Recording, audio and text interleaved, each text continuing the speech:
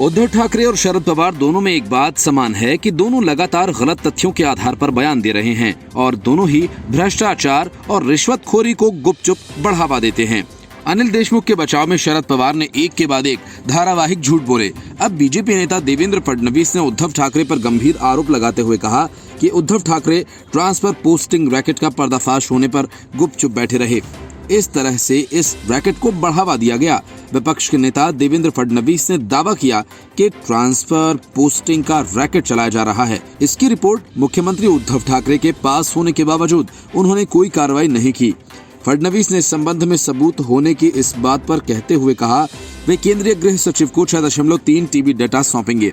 उन्होंने कहा कि वे आईपीएस और गैर आईपीएस अधिकारियों के कथित ट्रांसफर पोस्टिंग से संबंधित कॉल रिकॉर्डिंग के और कुछ दस्तावेज का डेटा सौंपेंगे। फडणवीस का कहना है कि इंटेलिजेंस कमिश्नर ने ट्रांसफर का रैकेट पकड़ा। इसमें शामिल संदिग्ध इंटरसेप्टेड कॉल्स की रिपोर्ट अगस्त 2020 में महाराष्ट्र के डीजी को भेजी गई। इस पर चिंता जताते हुए रिपोर्ट मुख्यमंत्री को भेजी गई, लेकिन कार्रवाई नहीं हुई। मेरे पास 3.3 टीबी डेटा है जिसमें सारी जानकारी है।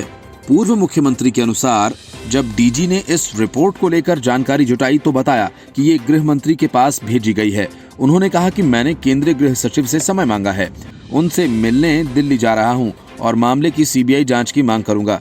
परमबीर सिंह ने उद्धव ठाकरे को लिखे पत्र में आरोप लगाया था कि राज्य के गृह मंत्री अनिल देशमुख ने सचिन वाजे को 100 करोड़ रुपए की वसूली का टारगेट दिया था।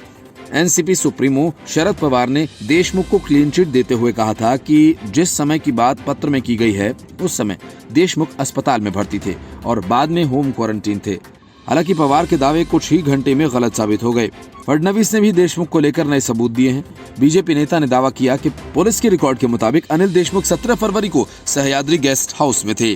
24 फरवरी को वे अपने घर से मंत्रालय गए थे और वे क्वारंटीन नहीं थे बल्कि दोनों से मुलाकात कर रहे थे। पवार ने दावा किया कि देशमुख 15 से 27 फरवरी तक नागपुर में थे। पवार ने इसके जरिए ये साबित करने की कोशिश की है कि इस दौरान मुंबई में वाजे और देशमुख की मुलाकात कैसे संभव है, लेकिन इस दावे को देशमुख ने ही गलत साबित कर दिया। उन्होंने बताया कि वे एक प्राइवेट प्लेन से नागपुर मुंबई पहुंचे थे। ट्विटर पर एक वीडियो जारी कर देशमुख ने कहा कि नागपुर में 15 फरवरी को उन्हें अस्पताल से छुट्टी मिली थी। इसके तत्काल बाद आवश्यक अनुमति और सरकारी गाइडलाइंस का पालन करते हुए होम क्वारंटीन के लिए वे मुंबई निकल गए।